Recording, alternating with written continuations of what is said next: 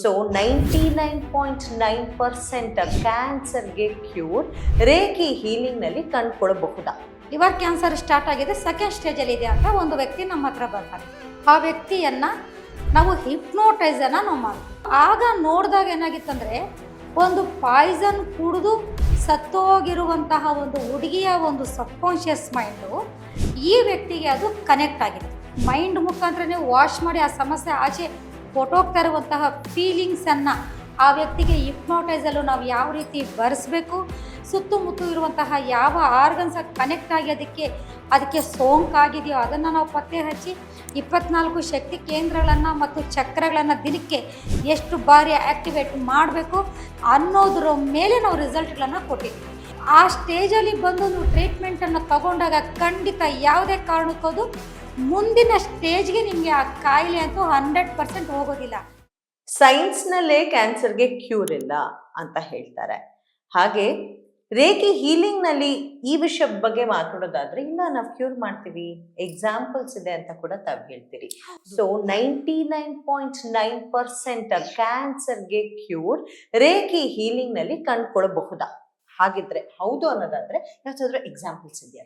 ಖಂಡಿತ ಮ್ಯಾಮ್, ನನ್ನ ಎಕ್ಸಾಂಪಲ್ ಇದೆ, ಮತ್ತು ನಾನು ನಿಮ್ಗದು ವಾಯ್ಸ್ ರೆಕಾರ್ಡು ಸಹ ನಾನು ನಿಮ್ಗೆ ಅದನ್ನು ಆಮೇಲೆ ಕೇಳಿಸ್ತೀನಿ. ಇಲ್ಲಿ ಕ್ಯಾನ್ಸರು ಅಂತ ಬಂದಾಗ ಇಲ್ಲಿ 3rd ಸ್ಟೇಜಲ್ಲಿದೆ, 4th ಸ್ಟೇಜಲ್ಲಿದೆ ಅನ್ನೋದ್ರ ಬಗ್ಗೆ ನಾನು ಮಾತಾಡ್ತಾ ಇಲ್ಲ. ಅಷ್ಟು ಹೆವಿ ಆಗಿದೆ ಅನ್ನೋದ್ರ ಬಗ್ಗೆ ನಾನು ಹೇಳ್ತಾ ಇಲ್ಲ. ಇಲ್ಲಿ ಒಂದು ಸ್ಟಾರ್ಟಿಂಗ್ ಸ್ಟೇಜ್ ಅಂದರೆ, ಈಗ ಫಸ್ಟ್ ಸ್ಟೇಜ್ ಇದೆ, ಈಗ ಒಂದು ಸೆಕೆಂಡ್ ಸ್ಟೇಜ್ ಇದೆ. ಈಗ ಡಾಕ್ಟ್ರ್ ಏನು ಮಾಡ್ತಾರೆ, ಇವಾಗ ನಿಮಗೆ ಕ್ಯಾನ್ಸರ್ ಇದೆ, ಈಗ ನಿಮಗೆ ಅದು ಸೆಕೆಂಡ್ ಸ್ಟೇಜಲ್ಲಿ ಇದೆಯಪ್ಪ ಅಂತ ಅಂದಾಗ, ಸೆಕೆಂಡ್ ಸ್ಟೇಜಲ್ಲಿದೆ ಪರವಾಗಿಲ್ಲ, ಇದು ಟ್ರೈ ಮಾಡಿದ್ರೆ ಆಗುತ್ತೆ ಅಂತ ಈಗ ಡಾಕ್ಟ್ರ್ ಒಂದು ಮಾತು ಹೇಳಿರ್ತಾರೆ ಅಂತ ಇಟ್ಕೊಳ್ಳಿ. ಆ ಥರ ಅಂತ ಕೇಸನ್ನು ನಾವು ಏನು ಮಾಡ್ಬೋದು ಅಂದರೆ, ಆ ಡಾಕ್ಟ್ರು ಟ್ರೀಟ್ಮೆಂಟ್ ಏನು ಕೊಡ್ತಾ ಇದ್ದಾರೋ ಅದಕ್ಕೆ ಅನುಕೂಲವಾಗಿ ನಾವು ಈ ಬಾಡಿಯನ್ನು ನಾವು ಅನುಕೂಲವಾಗಿ ಪಾಸಿಟಿವ್ ಮಾಡಿ ಕೊಡಬೇಕಾಗುತ್ತೆ. ಉದಾಹರಣೆಗೆ, ಈಗ ಅವ್ರಿಗೆ ಆ ಕ್ಯಾನ್ಸರ್ ಅದಾಗ ಅದು ಅವ್ರ ಬಾಡಿಯಲ್ಲೇ ಹುಟ್ಟಿದ್ಯಾ, ಇಲ್ಲ ಯಾವುದಾದ್ರು ಪೂರ್ವ ಜನ್ಮದ ಪಾಪ ಕರ್ಮಗಳಿಂದ ಅದು ಬಂದಿದೆಯಾ, ಅಥವಾ ಪೂರ್ವ ಜನ್ಮದಲ್ಲಿ ಕ್ಯಾನ್ಸರ್ ಇದು ಸತ್ತು ಈಗ ಮೈಂಡ್ ಅದನ್ನು ರೀಕಾಲ್ ಮಾಡ್ಕೊಳ್ತಾ ಇದೆಯಾ, ಅಥವಾ ಯಾವುದಾದ್ರೂ ಬ್ಲ್ಯಾಕ್ ಮ್ಯಾಜಿಕ್ ಆಗಿ ಕಾಯಿಲೆ ಬರೋ ಥರ ಮಾಡಿದಾರ, ಅಥವಾ ಕ್ಯಾನ್ಸರ್ ಇರೋಂತಹ ಯಾರಾದರೂ ಸತ್ತು ಆ ಒಂದು ಸಬ್ಕಾನ್ಷಿಯಸ್ ಮೈಂಡು ಈ ಸಬ್ಕಾನ್ಷಿಯಸ್ ಮೈಂಡ್ಗೆ ಕನೆಕ್ಟ್ ಆಗಿದೆಯಾ ಅಂತ ನೋಡಬೇಕಾಗತ್ತೆ. ಈಗ ಇವಾಗ ನೀವು ಯಾರೇ ಒಂದು ಹೇಳೋ ಪ್ರಕಾರ, ಈಗ 3rd ಸ್ಟೇಜಲ್ಲಿ 4th ಸ್ಟೇಜಲ್ಲಿ ಸತ್ತೋಗೋ ಬದಲು ಈಗ ನಾವು ಸೆಕೆಂಡ್ ಸ್ಟೇಜಲ್ಲಿದ್ದು 3rd ಸ್ಟೇಜ್ಗೆ ಹೋಗದೆ ಆದರೂ ನಿಲ್ಲಿಸ್ಕೋಬೋದಲ್ವಾ, ಮೇಂಟೈನ್ ಮಾಡ್ಬೋದಲ್ವಾ. ಈಗ ನನಗೆ ಒಂದು ಉದಾಹರಣೆಗೆ, ಈಗ ನನ್ನ ಕಿಡ್ನಿ ಬಗ್ಗೆ ನಾನು ಆಮೇಲೆ ಮಾತಾಡ್ತೀನಿ. ಈಗ ನನ್ನಲ್ಲಿ ಬಂದಿರುವಂತಹ ಒಂದು 2-3 ಜನ ಪೇಷಂಟ್ಸು ಫುಡ್ ಪೈಪ್ ಕ್ಯಾನ್ಸರ್ ಅವರು ನನ್ನ ಹತ್ರ ಬಂದಿದ್ರು. ಮತ್ತು ಕೈ ಇದಾಗಿ ಅದು ಸುಮಾರು ಮೀಡಿಯಾಗಳಲ್ಲಿ ನಾನು ಅದನ್ನು ಹೇಳಿದ್ದೀನಿ, ರೆಕಾರ್ಡ್ ಸಮೇತ ಅದು ನನ್ನ ಹತ್ರ ಇಟ್ಕೊಂಡಿದ್ದೀನಿ.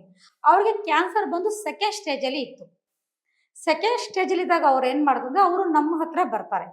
ನಮ್ಮ ಹತ್ರ ಬಂದಾಗ ಇಲ್ಲೇ ನಮ್ಮ ಹೊಸಕೋಟೆ ನಿಯರಲ್ಲೇ ಇನ್ನೊಂದು ಕೇಸ್ ಬಂದು ಲಿವರ್ ಕ್ಯಾನ್ಸರ್ ಅಂತ, ಲಿವರ್ ಕ್ಯಾನ್ಸರ್ ಸ್ಟಾರ್ಟ್ ಆಗಿದೆ, ಸೆಕೆಂಡ್ ಸ್ಟೇಜಲ್ಲಿ ಇದೆ ಅಂತ ಒಂದು ವ್ಯಕ್ತಿ ನಮ್ಮ ಹತ್ರ ಬರ್ತಾರೆ.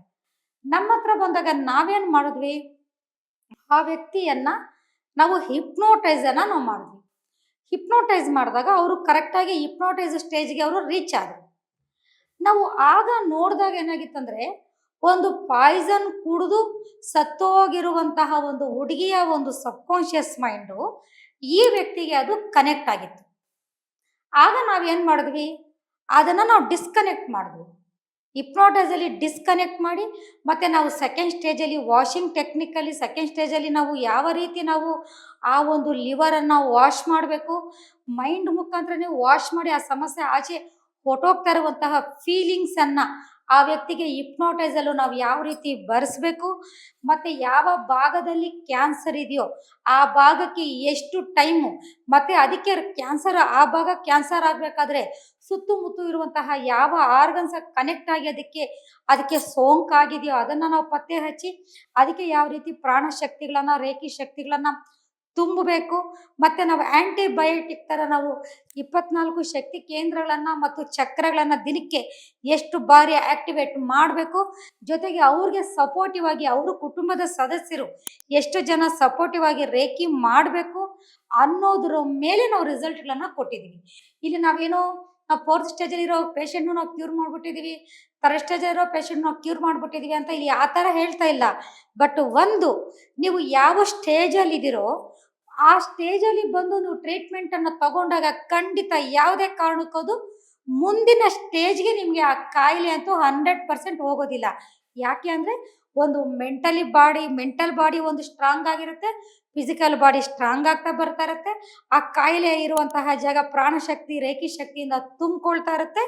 ಮುಂದಕ್ಕೆ ಆ ಸಮಸ್ಯೆಗೆ ಒಳಗಾಗದೇ ಇರೋ ಥರ ನಿಮ್ಮ ಬಾಡಿ ನಿಮ್ಮ ಮೈಂಡೇ ನಿಮ್ಮನ್ನು ಅದು ಕಾಪಾಡುತ್ತೆ.